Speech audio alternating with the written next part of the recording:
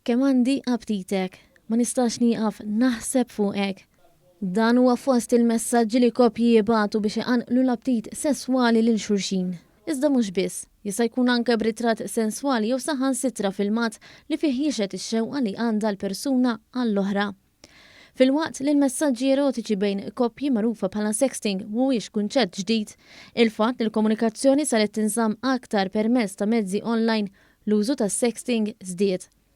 One News tkellem ma' sesswologu Matthew Bartolo fejn spjegalna li minkejja li sexting hija xi ħaġa normali, miegħu iġib responsabilità u anke rispett akbar biex ma jinxteritx il-kontenut li jkun fih il-messaġġ.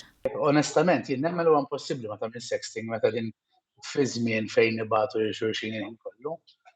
Allora nitkellmu ħafna fuq responsabilità ta' dawk li qegħdin jibagħtu il-videos, l-istampi, il-messaġġi, imma iktar u iktar ma tantx nitkellmu fuqha bħala soċjetà hija responsabilità ta' min qed jirċivihom. Min jirċievi kontenut espliċitu li jkun għalajneħ biss għandu jkun biżejjed responsabbli li ma jxirritx dak li kien mibgħut lilu biss.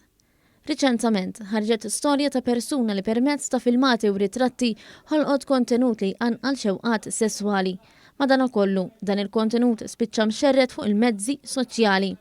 Is-sesswologu kompla jispjega li f'każijiet bħal dawn m'għandniex nippuntaw subajna lejn il-persuna li tkun għamlet il-kontenut. Jiena li jinkwetani ftit fil-mentalità tagħna meta jkun hemm xi filmat bħal dan li joħroġ li mill-ewwel niġġudikaw lill-persuna li qiegħda fil-filmat.